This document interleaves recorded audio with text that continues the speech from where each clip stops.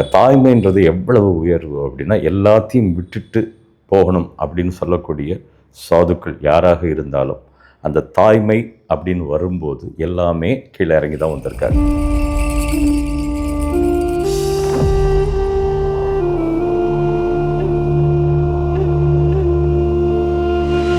இப்போ பாருங்க, ஆதிசங்கரர் அவர் 32 வயசுக்குள்ள தன்னுடைய வாழ்க்கையில் இந்தியா பூரா சுற்றி தன்னுடைய இந்து மதம் என்னன்றதை ஸ்தாபித்த ஒரு மிகப்பெரிய மகான். இப்போ ஆதிசங்கரர் சொல்லும்போது என்ன சொல்லுவார்னா, எங்கேயும் கோபப்பட மாட்டாராங்க.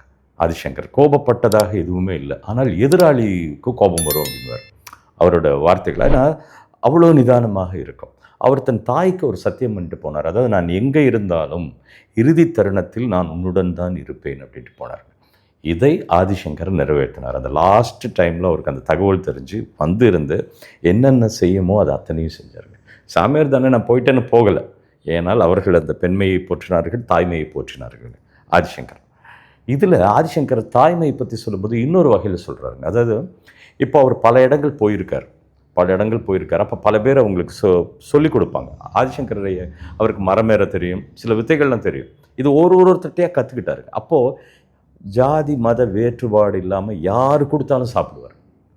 அப்போது ஒரு இடத்துல அங்கே சொல்கிறாரு, அதாவது சொல்லி கொடுத்தவங்கலாம் தந்தைக்கு சமம், சோறு போட்டவங்கள்லாம் தாய்க்கு சமம் அப்படின்னு. இந்த ஒரு டைலாக் தான் நான் வீரம் படத்தில் கூட யூஸ் பண்ணியிருப்பேங்க. லாஸ்ட்டு சீனில் ஒரு கத்தியோடு உட்காந்துட்ருப்பார். இவ்வளோ இந்த குடும்பம் இவ்வளோ டார்ச்சர் பண்ணுற, நீ இவ்வளோ அடித்தாலும் போக மாட்டேன்றேன்னு சொல்லும்போது அவர் இந்த வார்த்தையை சொல்லுவார், இந்த வீட்டில் இந்த குடும்பம் எனக்கு சொல்லி கொடுத்தவங்களாம் தகப்பன்னா இந்த வீட்டில் எனக்கு சொல்லியும் கொடுத்தாங்க, எனக்கு சோறும் போட்டிருக்காங்க, என் தாய் தகப்பன் இங்கே இருக்காங்கடா, என்னை தாண்டி வாணுவார். இதை அங்கேருந்து எடுத்ததாங்க. ஸோ தாய்மை எப்படின்னா, அது எங்கெங்கெல்லாம் பரிமாறப்படுதோ எல்லோரும் தனக்கு தாய் தான் அப்படிங்கிற ஒரு நிலையை ஆதிசங்கர் ஐயா சொல்லுவார்ன்றதை எங்கள் ஐயா டிஜிஎன் எங்களுக்கு சொன்னாருங்க. பகவான் ரமணர் பற்றி சொல்லும்போது அவர் கோச்சிட்டு அவர் அங்கேருந்து இங்கே திருவண்ணாமலையில் இருக்கும்போது தாயார் பார்க்க வந்தாங்க. உடனே பகவான் சேர்த்துக்கல. பகவான் அந்த நிலையில் இருந்தார், சேர்த்துக்கல. அதன் பிறகு அந்த மதர் பல முறை டெஸ்டெல்லாம் நடந்தது. அந்த அம்மா அவங்க ரொம்ப ஆச்சாரமாக இருக்கக்கூடியவங்க, ரொம்ப இதாக இருக்கக்கூடியவங்க. பட் கொஞ்சம் கொஞ்சமாக அவங்க இந்த இதெல்லாம் புரிஞ்சதுக்கப்புறம் தான் உள்ளே ஏற்றுக்கிட்டு பாருங்கள். அந்த தாய்கிட்ட கூட அவர் நடந்துக்கிட்ட விதம், பேசின விதம், பொதுவான விஷயம் அப்படி தான் இருப்பார். இருக்கும்போது அந்த இறுதி தருணத்தில்ங்க பக்கத்திலேயே இருந்து, அந்த தாய் பக்கத்திலே இருந்து அந்த கையை அந்த உயிர் போகும்போது எடுத்திருக்காரு. அதாவது, அவர்கள் ஒரு நல்ல நிலையை எய்தினார்கள் அப்படின்னு பகவான் சொல்லிட்டு கையை தட்டிட்டு வாங்க சாப்பிட போகலான்னு போயிட்டார். அப்போ எல்லாருக்கும் ஆச்சரியப்படுறாங்க, என்ன இது இப்போ தான் இறந்துருக்காங்க, இவர் சாப்பிட சொல்கிறாங்க. ஆமாம், அது நிலைக்கு போயிடுச்சு, அதனால் தீட்டு கிடையாது, வாங்க அப்படின்னு சொன்னார். அப்புறம் தாய்மையை போட்டுறது பாருங்க. மகான் தன்னோட தாய்க்கு அங்கே கோயில் வச்சார். இப்போ அங்கே இருக்கக்கூடிய கோயில் ரமணர் வச்ச கோயில். அப்படி மகானாக இருந்தாலும் அந்த தாய்மையை போற்றினார்கள். நமக்கெல்லாம் அது ஒரு முன்னுதாரணமாக அவங்க இருந்தாங்க. Final I come to say about Swami Vivekanandan. அதாவது அவர் உலக புகழ் பெற்றாருங்க. அவர் போய் சிகாகோவில் பேசி அந்த ஸ்பீச் எல்லாம் முடிஞ்சு இட் வாஸ் வேர்ல்டு ஃபேமஸுங்க. அப்படிலாம் முடிச்சுட்டு கல்கட்டாவுக்கு வராருங்க. வந்தால் அவரை செலிப்ரேட்டிங், அது மாதிரி ஒரு செலிப்ரேஷன் சொல்லுவாங்க, மகாராஜஸ் சொல்லுவாங்க. அதற்கு முன்னும் பின்னும் நடந்தது இல்லைங்க, அப்படி ஒரு செலிப்ரேஷன். அப்படி வரும்போது அந்த ஏழை தாய் புவனேஸ்வரி அம்மா அவங்க இருக்காங்கங்க, அதை பார்க்க வர்றாரு. அப்போ கூட்டம் எல்லாம் சொல்லிவிட்டு தன் தாய்கிட்ட 2 நாள் எல்லாத்தையும் விட்டுட்டு அம்மா கையில் சாப்பிட்டு அம்மா மடியில் இருந்து விவேகானந்தர் இருந்தார். இப்போ என்ன நிலைக்கு போயிட்டார் விவேகானந்தர், ஆனாலும் தன் தாய்க்கு செய்ய வேண்டியதை செய்யணும்னு நினைக்கிறார். அந்த அம்மாவுக்கு ஸ்பிரிச்சுவலாக ஒரு ரிச்சுவல்ஸ், ஏதோ ஒரு சடங்கு, ஏதோ காசிக்கு போய் ஏதோ செய்யணும்னு இருக்குங்க.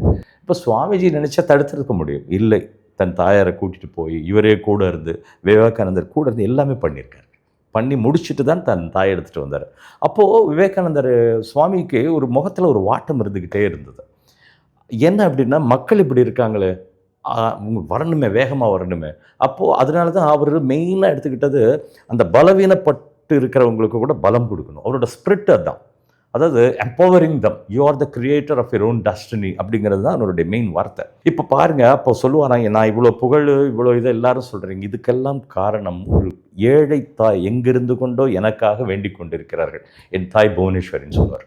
அதாவது somewhere she sitting and praying for me. இது சிகாகோலையும் சொல்லியிருக்காரு, அமெரிக்காலையும் சொல்லியிருக்காரு. இதுக்கெல்லாம் என்ன காரணம், நான் என் அறிவு. இது பரமஹம்சரை சொல்லுவார். பரமஹம்சர் என்று சொன்னாலும் அதற்கு ஈக்குவலாக தன் தாயை சொல்லுவார். முடிக்கிறதுக்கு முன்னாடிங்க அப்போ ஒரு வார்த்தை பாருங்க, அற்புதமான வார்த்தை. இவருக்கு ஏன் அந்த வருத்தம் இருக்குது அப்படின்னா, தாய்மைன்றது என்ன? வெறும் பெண்மை மட்டுமா தாய்மை? இல்லைங்க. நான் சொன்ன மாதிரி கண்ணதாசன் ஐயா, எந்த மனதில் பாசம் உண்டோ அந்த மனதுமே அம்மா அம்மான்ன மாதிரி புவனேஸ்வரி தாயார் சொல்கிறாங்க, ஏன் என்ன கலங்கியிருக்க? நரேன் பேருங்க அவர் சொந்த பேர். ஏன் நரேன் கலங்கியிருக்கேன் போது, இல்லை இப்படி இருக்குது நாடு, எனக்கு கஷ்டமாக இருக்குது, எப்போ இவங்கெல்லாம் வேகவா, எப்போ அந்த ஸ்பிரிட் வரப்போகுது. அப்போ ஒரு சோம்பி கடந்த நேரம், வெள்ளையரோட ஆதிக்கம் இருக்கிற நேரம், அது வருத்தங்க. அப்போ தாய் சொன்னாங்களாம் ஒரு வார்த்தை, அதாவது என் மகனும் ஒரு தாய்க்கு சமம் அப்படின்னாங்க. அது என்ன வார்த்தை பாருங்களேன். நான் 10 மாதம் சுமந்து அவனை வயிற்றுல வச்சேன், இறக்கிட்டேன் பாரத்தை. ஆனால் அவன் பல லட்சம் பேரை தன்னுடைய மனசில் சுமந்துக்கிட்டு இருக்கான், அவனால் இறக்க முடியலன்னாங்க. இப்போ டெலிவரி 10 மந்த்ஸில் முடிஞ்சிடும், இது டெலிவரி ஆகலை, அந்த பெயின் இருக்குது பாருங்கள், அதுதான் சுவாமிக்கு வருதுன்றாங்க. அப்புறம் ஃபைனலாக பிஃபோர் சுவாமிஜி அந்த உடலை துறப்பதற்கு முன்னால் என்ன சொன்னாங்க, வார்த்தை என்ன எங்கள் சுவாமிஜி சொல்லுவாங்க, எங்கள் ஐயா டிஜின்னு சொல்லுவார், அதாவது அந்த ஆத்மா வந்து இட் இஸ் க்ரோயிங் பிக்கருங்க. அதாவது பலூனுக்குள்ளே காற்று போகும் பார்த்தீங்களாங்க, அது கொஞ்சம் இருந்தால் அப்புறம் இஃப் இட் இஸ் பிக்கர்னா பலூன் வெடிச்சிடும். So I am growing bigger அப்படின்னார். என்ன பிக்கருக்கு போனாலும் தன் தாய்க்கு செய்ய வேண்டியதை செஞ்சார். தனக்கு உயர்வு வந்தாலும் தன் தாய் தான் காரணம்னு சொன்னார். இப்படி தாய்மையை போற்றுனாங்க. நான் சொல்லக்கூடிய ஆதிசங்கராக இருந்தாலும், ரமணராக இருந்தாலும், விவேகானந்தராக இருந்தாலும் போற்றுனாங்க, எந்த ஸ்தானத்தில் இருந்தாலும். ஸோ அந்த தாயை, அந்த தாய்மையை, அந்த பெண்மையை நாம் இந்த நிகழ்ச்சி மூலியமாக சிறப்பு செய்கிறோம். அவர்களுக்கு நான் முதல்ல சொன்ன மாதிரி, this is not a wishing ceremony or anything, this is gratitude. We are giving thanks to them. அவர்களுக்கு நன்றி சொல்லுவோம். நான் கலைத்துறைக்கு வருவதற்கு காரணமாக இருந்த என்னுடைய தாயார் நவமணி அம்மாங்க, அவங்க தான். ஏன்னா எங்கள் ஃபாதருக்கு பயம், இவெல்லாம் நடித்து கெடுத்துருவான் சிவாஜின்னு பெரிய பெரிய படங்கள் பண்ணுறதுனால நான் செட்டுக்குள்ளே இருந்தேன், எங்கள் அப்பா வரமாட்டார், போயிடுவார்.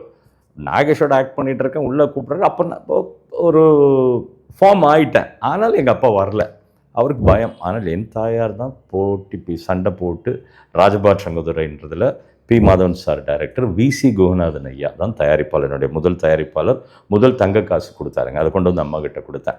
ஸோ இந்த இடத்துல அந்த நவமணி அம்மாவுக்கும் என்னோட நன்றி. அதன் பிறகு நான் ரைட்டர் ஆகிட்டேங்க, ஒரு 89லேயே வந்துட்டேன். ஆல்மோஸ்ட் ஒரு 39 இயர்ஸ் நான் எழுதிக்கிட்டு இருக்கேன். ஆல்மோஸ்ட் ஹைதராபாத் இங்கே இருப்பேன். எனக்கு 2 டாட்டர். முதல் பொண்ணு பேர் மஹிமா, 2வது பொண்ணு பேர் சஞ்சனாங்க. இவங்க என்ன படித்தாங்க, என்ன பண்ணுறாங்க, எதுவுமே எனக்கு தெரியாது. இது எல்லாமே பார்க்கக்கூடியது என்னுடைய மனைவி செந்தில்குமாரி, அவங்க தான் பார்த்துக்கிறாங்க. ஸோ எதுக்கு இதை சொல்கிறேன்னா, வெட்ரன்ஸ் பற்றி சொல்லும்போது இவர்கள் இப்படிலாம் இருக்கிறதுனால தான் எங்களால் வேலை பார்க்க முடியுது. நான் மட்டுமல்ல, இது மாதிரி எத்தனையோ பேர் இருக்காங்க. So I take this an opportunity to thank my mother and thank my wife and plenty of girls.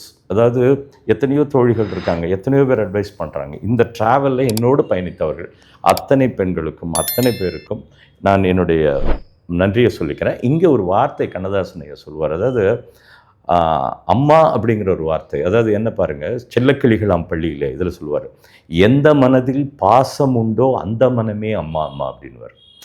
இது எனக்கு ரொம்ப பிடிச்ச வார்த்தை. அதே மாதிரி எங்கள் வாரியார் சுவாமி ஒன்று சொல்லுவாருங்க, அதாவது தாய்ன்றது என்ன, அதாவது கருவுற்றதால் அவள் தாயாக முடியாது, கருணையுற்றால் தான் அவள் தாய் அப்படின்வார் அந்த வார்த்தை. ஸோ இந்த நேரத்தில் இந்த பெண்மையை பற்றுவோம், இந்த நிகழ்ச்சியில் அவர்களை பற்றி பேசக்கூடிய ஒரு பாக்கியமும், இதை என்னென்ன ஜஸ்ட் தேங்க்ஸ், அவ்வளோதாங்க.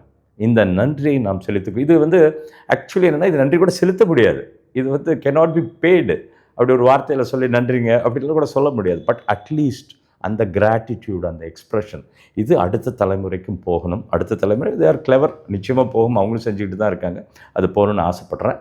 இந்த சந்தர்ப்பத்தை எனக்கு தந்த இந்த பி குட் சேனலுக்கு I thank to them and thank to the audience for your all support. பெண்மையை போற்றுவோம்.